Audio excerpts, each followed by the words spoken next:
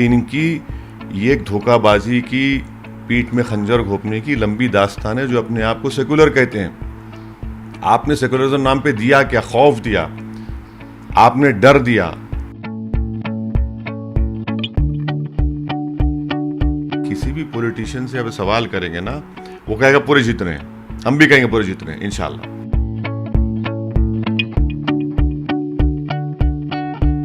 नाच ना जाने तो आंगन टेढ़ा। कोई अगर 50 साल के करीब होने आ रहा है, शादी नहीं हो रही तो मैं जिम्मेदार। किसी के घर में मुर्गा ना पुकारे तो हम जिम्मेदार। किसी के घर में भैंस दूध ना दे तो हम जिम्मेदार। कल सूरज देर से निकले तो हम जिम्मेदार। नीतीश की सियासी जिंदगी हमको लगता है कि इंशाल्लाह इख्तिताम होने वाला है। कि हमको लगता है आखिरी इलेक्शन है, इसके बाद नए इलेक्शन नहीं लड़ेंगे।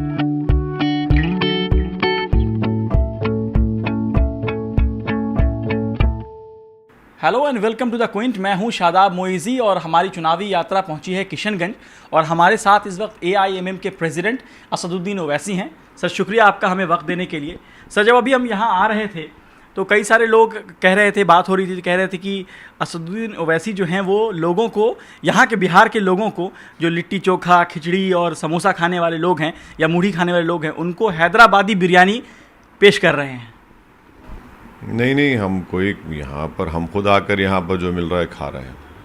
हम खुद वो तमाम चीज़ें खा रहे हैं। तो हैदराबादी बिरयानी तो किशनगंज में कहाँ मिलेगी, तो हैदराबाद में ही बनेगी।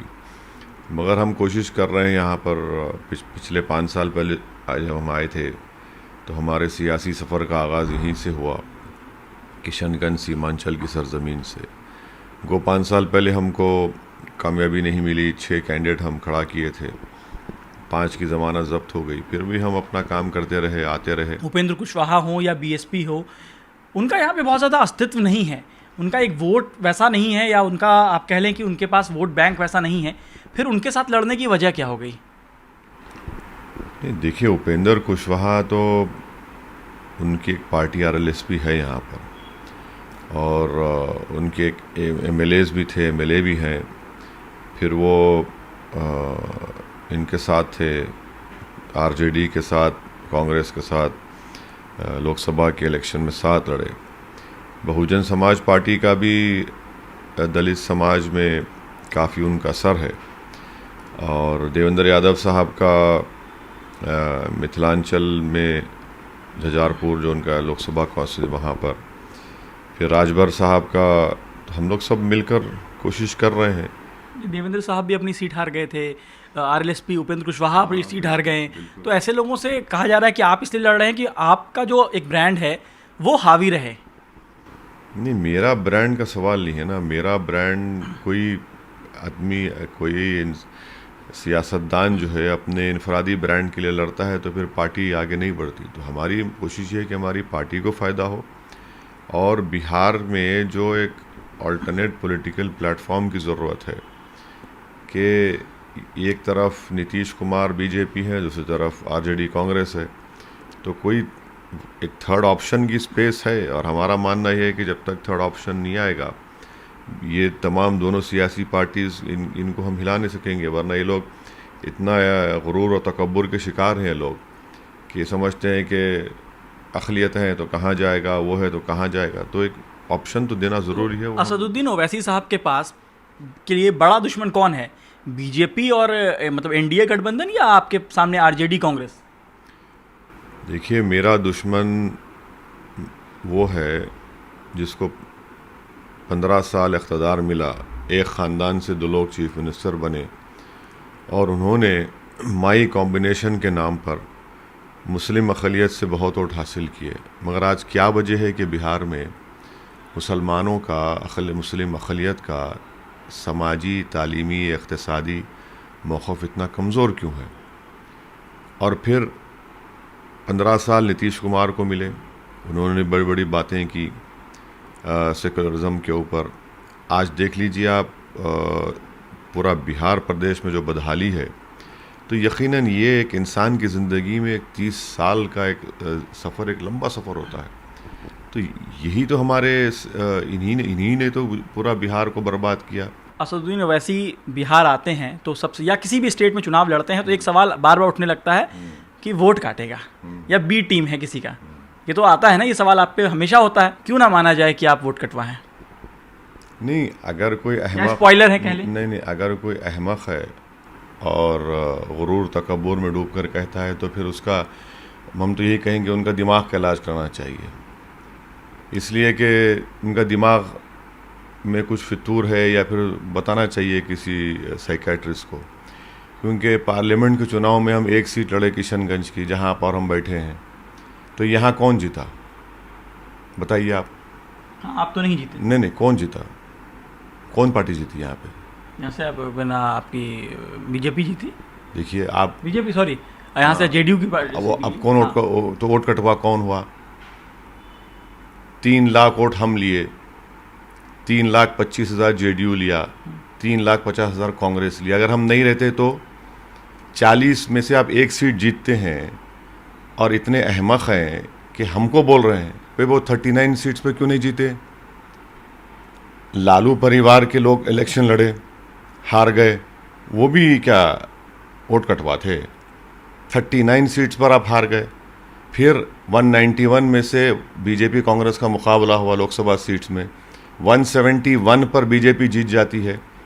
इम्तियाज़ जलील जो औरंगाबाद के एमपी हैं, 23 साल के शिवसेना के एमपी को हराते हैं, जब आप 23 साल से नहीं हरा पाए और आज आप शिवसेना की गोद में बैठे हैं। और एक मिसाल ले लीजिए, 5 साल पहले गठबंधन के नाम पर आपने वोट लिया, नीतीश कुमार जाकर मोदी की गोद में बैठे हैं, तो क्या अखलाकी जिम्मेदारी, सियासी जिम्मेदारी कांग्रेस आरजेडी की नहीं होती कि आपने झूठ बोलकर, धोखा देकर वोट हासिल किया? तो इनकी ये एक धोखाबाजी की, पीठ में खंजर घोंपने की लंबी दास्तान है, जो अपने आप को सेकुलर कहते हैं। आपने सेकुलरिज्म नाम पे दिया क्या? खौफ दिया, आपने डर दिया। अब ये खौफ और डर की बुनियाद पर वोट नहीं मिलेगा, अब एक नई उम्मीद पर और एक सियासी आज़ाद क़यादत के ऊपर वोट देगी यहाँ की आवाम को। आप क़यादत की बात कर रहे हैं, तो जब आप, अगर मान लीजिए बिहार में ऐसा कोई मौका आता है कि आरजेडी कांग्रेस की सरकार बन रही हो, या बीजेपी एनडीए और जेडीयू की सरकार बन रही हो, और उसमें ज़रूरत पड़े आपकी, अगर आप जीत जाते हैं तो आप साथ जाएंगे इन लोगों के? देखिए, अगर सरकार में आपकी ज़रूरत पड़ जाए कि 4 सीट चाहिए और आपके पास वो सीट हो, तो क्या देंगे आप उनको? साथ जाएंगे बीजेपी जेडीयू के? आप उनसे पूछिए हमारी सपोर्ट लेंगे क्या? लेंगे तो आप दे देंगे। नहीं, पहले उनसे पूछ लीजिए जो हमको वोट कटवा कहते हैं, क्या क्या कहते हैं, क्या क्या अलखाबात। अब तो हमारे को बोलने के लिए अब तो फेरोज़ुल लुगात से नए अल्फाज की ईजाद करना पड़ेगा, इतना बोल चुके हैं। आप उनसे पूछ लीजिए पहले। 2015 के चुनाव में आपकी पार्टी को 6 सीटों पे आप लड़े थे, आपको हार मिली थी। 2019 में भी हार मिली, फिर बाई इलेक्शन जीते। बाई इलेक्शन जीते, आपने अपना खाता एक खोला, एंट्री आपकी कितने वोट से जीते मालूम आपको? कितनी? 40,000। किसको हराया मालूम आपको? बताइए। आपने यह किसको हराया, आप ही बताइए। बीजेपी को। सिटिंग एमएलए कांग्रेस के थे, बीजेपी सेकंड आई, कांग्रेस थर्ड आई। और वो अब बताइए, अब ये तो एक तब्दीली है, यहाँ की जनता बदलाव चाहती है। कितनी सीट आपको आ रही है 24 में से? अगर आपकी सिर्फ बात करूं मैं तो। अरे भाई, आप एक अंदाजा आएगा आपकी तैयारी से, लगता है ना। सुनिए, किसी भी पॉलिटिशियन से अब सवाल करेंगे ना, वो कहेगा पूरे जीत रहे हैं, हम भी कहेंगे पूरे जीत रहे हैं इंशाल्लाह। सीए प्रोटेस्ट की बात होती है, जब सीए का नाम आता है, फिलहाल अब चुनाव में सीए का जिक्र होने लगा है, सिटीजनशिप अमेंडमेंट एक्ट का। कौन कर रहा है? सीए का जिक्र कौन निकाला इस चुनाव में? हम ही निकाले हमारी ज़बान से, वरना तो ये लोग तो गूंगे बने हुए थे। CAA, NPR, NRC का एक लफ्ज़ नहीं बोला जा रहा था कांग्रेस, आरजेडी, ये तमाम लोगों की वजह से। कौन बोल रहा है? बोलिए, बताइए हमको, एक स्पीच बताइए जहां बोला गया। तो यही तो कहा जा रहा है कि आपने मौका दे दिया, फिर दूसरी पार्टियों को, बीजेपी को मौका दे दिया आपने, जो बीजेपी चाहती थी आपने वो कर दिया। सुनिए, आप आधे मिनट में अपने आप कॉन्ट्रडिक्ट कर रहे हैं। एज अ रिपोर्टर आप आधे ही मिनट में कॉन्ट्रडिक्ट कर रहे हैं। कैसे? आपने कहा कि CAA, NPR पे अब बात हो रही है, फिर आपने कहा कि आपने मौका दे दिया। देखिए, एक बात सुनिए, CAA, NPR, NRC भारत के मुसलमानों के लिए, दलितों के लिए, गरीबों के लिए एक बका का मसला है।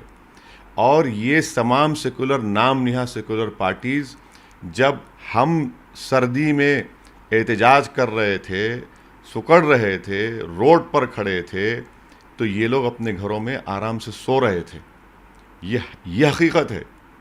और जब से इस चुनाव में हमने CAA NPR NRC का जिक्र किया और आवाम से हमने पूछा कि बताइए आपने किसी को देखा, सब कहते कि नहीं देखा। कहा यह जा रहा है, आप जो मुझे कॉन्ट्राडिक्ट कर रहे थे उसमें मैं बता रहा हूँ, कहा यह जा रहा है कि CAA-NRC का मुद्दा निकाल कर आपने बीजेपी को मौका दे दिया है कि उनका जो हिंदू वोट बैंक है उसको पोलराइज करने का उनको मौका है कि देखो CAA-NRC की बातें अरे भाई, अभी तक तो नहीं आ रहा था ना। क्या आप ये कह रहे हैं कि हर चीज़ हम मौका देते हैं? हम मौका देते हैं, पार्लियामेंट में भी हम मौका दिए, पूरे भारत में हम मौका दिए कि 300 सीट जीत जाओ। कितना मौका वैसी देगा? अरे भाई, कभी तो इन लोगों को अपनी खामियों को, कमज़ोरियों को, नाअहली को, गुरूर को, तकब्बुर को उनका मुहासबा करना चाहिए। नाच ना जाने तो आंगन टेढ़ा। कोई अगर 50 साल के करीब होने आ रहा है, शादी नहीं हो रही तो मैं जिम्मेदार, किसी के घर में मुर्गा ना पुकारे तो हम जिम्मेदार, किसी के घर में भैंस दूध ना दे तो हम जिम्मेदार, कल सूरज देर से निकले तो हम जिम्मेदार। कहाँ कितना डालेंगे हमारी झोली में? भर दीजिए, हमको इतराज नहीं है। नीतीश कुमार के बारे में कह रहे थे एक रैली में कि नीतीश कुमार का ये आखिरी चुनाव है, क्या मतलब है इसका? आप तब फिर रहे हैं, आप ये कहा कि आप 1 महीने से फिर रहे हैं बिहार में। इसका मतलब क्या? नीतीश कुमार का आखिरी चुनाव है मतलब? इसका मतलब है कि नीतीश की सियासी जिंदगी हमको लगता है कि इंशाल्लाह इख्तिताम होने वाला है। गैब का हाल तो अल्लाह सुब्हाना तआला जानते हैं, मगर उनकी सियासी ज़िंदगी का हमको लगता है आखिरी इलेक्शन है, इसके बाद नए इलेक्शन नहीं लड़ेंगे।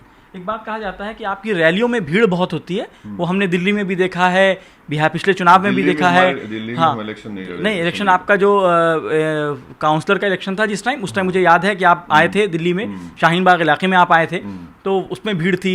उत्तर प्रदेश में हम आपके 2017 का जो चुनाव था उसमें हम थे आपके साथ, वहाँ भी देखा मैंने, भीड़ आती है, वोट में वो तब्दील नहीं हो पाती है। देखिए, हमारा जो कोर सपोर्टर है ना, जब उसके सर में थोड़े थोड़े सफ़ेद बाल आना शुरू हो जाएंगे, इंशाल्लाह कामयाबी मिल जाएगी, फिक्र मत करिए। हर चीज़ की शुरुआत होती है, शुरुआत हो चुकी है। जब महाराष्ट्र में 2 MLA हैं, 1 MP है, बिहार में 1 MLA है, हो जाएगा, फिक्र मत करिए। कि विरोधी कहते हैं कि आप जीते तो ठीक, हार गए तो फिर आप हैदराबाद चले जाएंगे, बिहार से कहाँ मतलब है आपको? अरे भाई, कहाँ छोड़े हम बिहार को? 5 साल पहले आए थे, आपने सही कहा, 6 सीट लड़े, 6 पे 6 हारे, बल्कि 5 पे ज़मानत जब्त हुई। हम भूल गए बिहार को।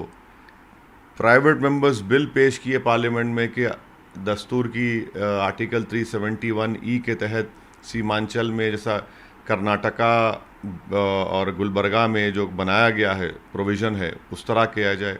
यहाँ बाढ़ आई, हम आए यहाँ पर, कंटिन्यूस आते रहे। इलेक्शन हारने के हफ्ते भर के बाद हम यहीं किशनगंज को आए, आकर शुक्रिया अदा किया आवाम का। पार्लियामेंट का चुनाव हुआ, हम आते रहे, बीच में आते रहे। कहाँ भूल गए? जहाँ अल्लाह हमको मौका देता है कदम रखने का, हम कदम रखते जाते हैं, आगे बढ़ते जाते हैं। पीछे हटने का सवाल ना, भूलने का सवाल है।